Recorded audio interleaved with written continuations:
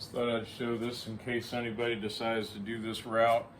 I've got the 080 tap here. I got some my favorite tapping fluid, and I'm methodically tapping the holes that will hold the stake pockets. Just doing it by hand, very gently here.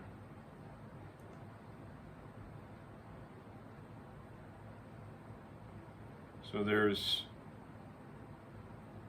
14 holes, 7 stake pockets on either side, so I'm just taking my time, get them done manually here. And I don't know if you can see this in the screen or not, but I trimmed the little stake pockets, trimmed the excess metal, rounded them, cleaned them up a little bit, so I'll be ready to screw those on in just a second. Alright, got all the stake pocket brackets installed on this side. Went pretty well. There's one I had to use a longer screw in, but let me show you that here's the stake pockets themselves. After I trimmed about 1/8 of an inch off the ends of each one to make them the right length, and then I rounded them. I just did the rounding in the belt sander, and then I cleaned them up a little bit in the belt sander as well, and a little bit with the file.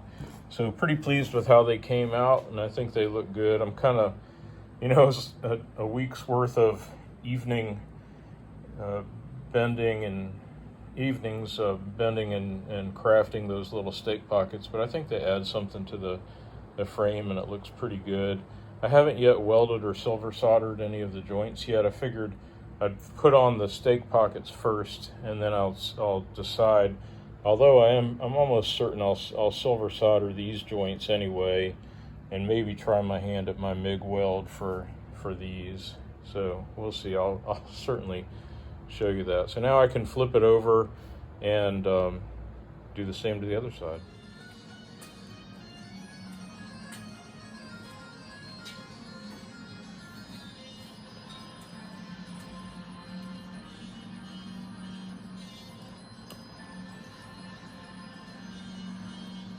Here I'm getting ready to silver solder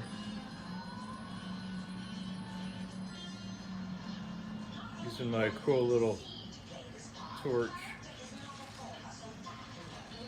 There we go.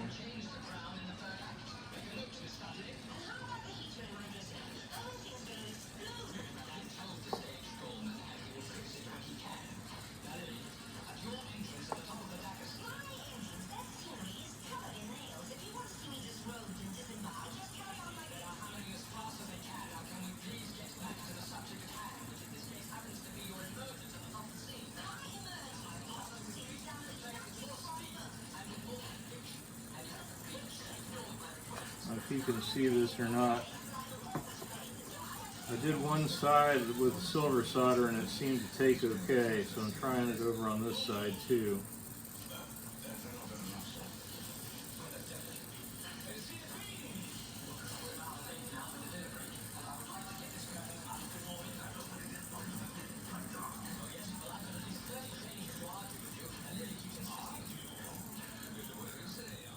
Alright, after silver soldering successfully the clevises and the rods to the inside of the frame there, I decided to go ahead and put a little dab of soft solder on each of the stake pockets. So I'm just using some ordinary rosin core soft solder, and I did scrub them first with the little kettle scale cleaner, degreaser, and so forth. Just put a dab of solder, soft solder, on all of the stake pockets to help make sure they hold there.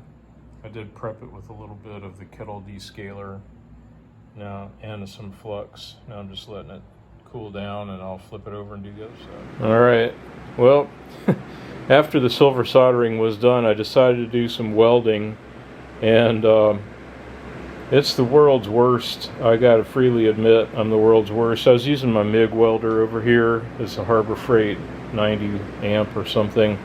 I was able to finally improve, and all but one of my silver soldered rod things came loose. This one stayed intact of all things, so I'm gonna leave it be as long as it stays intact.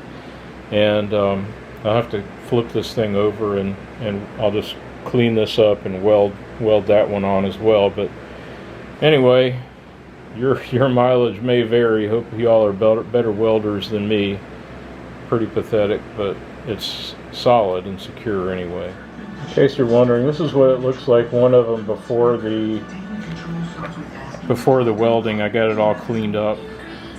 So I'm going to turn the camera off now so I can just spot that together. I ground my horrible looking welds down to at least remove some of the bumps, and I've cleaned off the parts that I'm going to cover. I put some Loctite on the screws that are in the corners there, some red Loctite, so will be able to take apart. But the good news is that it's together, it's not going anywhere, and the frame is still a little flexible. The corner bolts do give it a little flex, so I think that's the idea. So now I'm going to mix up some JB Weld and make some nice fillets just to cover up those ugly welds before I paint the thing. Just a quick shot of the frame, the chassis with the JB Weld on it. There's the JB Weld mixing thing. So I'll let it set overnight. What's nice about it is you can smooth it out with your finger, kind of use it like body putty, except it's very watery compared to body putty. But I'll let this dry overnight, come and sand it, and then wipe it down again with acetone, shoot some primer and some semi-gloss black on it, and then it'll be done for the bare frame anyway. As you might notice, I did take out the roller assemblies just so I didn't have to worry about getting anything on them. Okay, one last look at the frame before I put some primer on it. Looks pretty cool with those turnbuckles and stuff.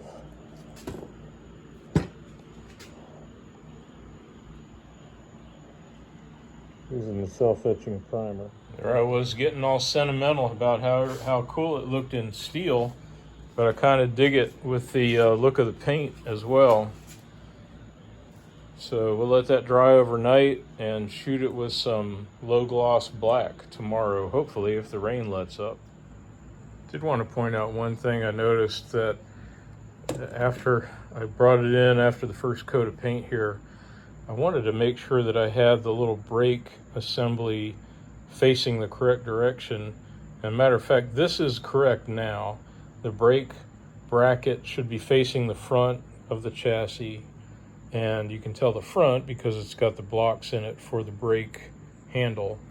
And the hoop here that we silver soldered into the middle bar, that should be on the top if the frame is upside down like it is now. So this is correct. I actually had it backwards, that's why you see the Allen wrench. And also I'm glad I did not silver solder that or weld that bar into place, because it was just a matter of seconds. Pulled the screws out, flipped it around, and tightened it back up. So now I'm good to go. I'll let this dry overnight. I did mask off the holes and let it dry overnight and put another coat on tomorrow. This is the kind of paint I'm using, semi-gloss black from Rust-Oleum. It looks good in the daytime, you can see. I mean, it's not too shiny at all. That's after the first coat. I'm going to flip it over and give it a second coat next. It's dried for about an hour. Now that the painting is all complete, I reinstalled the rollers carefully. I put them in with some screws and some lock washers from the top. And as you can see, I've also Loctited. I used some green Loctite to Loctite in the posts that the trucks will ride on. So I'm going to let this dry overnight, and we'll reassemble it with the trucks and wrap this episode up tomorrow night. All right, the posts have set, and I've just installed the trucks. I've got them in with a washer and a cotter key there. So you can see what's kind of cool, the heads of the bolsters ride and can roll against those little rollers down there. I don't, probably doesn't show up real good. See if I can, what I'm talking about is right in here, the rollers. So that gives it its flexibility. I think I've got these on right. The book has a very good illustration of the brake arrangement and how that's supposed to work. So Like I said, I think I've got it in the correct orientation. If not, I'll have to redo the cotter keys. But anyway, it's really cool looking. Now it's really finally starting to look like something. So my next step is to obviously do the actual brake hookup. And I'm going to cut the camera off real quick, flip it over so you can get a view of it that way. And we'll bring you back in just a second. Alright, here we are with the chassis right side up, bolsters installed, and it rolls really nice. Really excited about that. And I just tried actuating the brakes by hand here, and when I do them both at once, it stops it very nicely. I just put these extra boards to the side there just to kind of make sure it doesn't roll off. But the next thing to do, like I said, will just be connect the brake lines, fabricate the brake handle, which goes up here, and then finish it off. So I think this will be the last segment of this week's episode, or this month's episode. Really excited about the way this thing looks. As always, thank you for watching. If you have any questions, please ask. I'll do my best to answer. And we will see you next time when the riding car is just about done. Thank you, everybody. Appreciate you.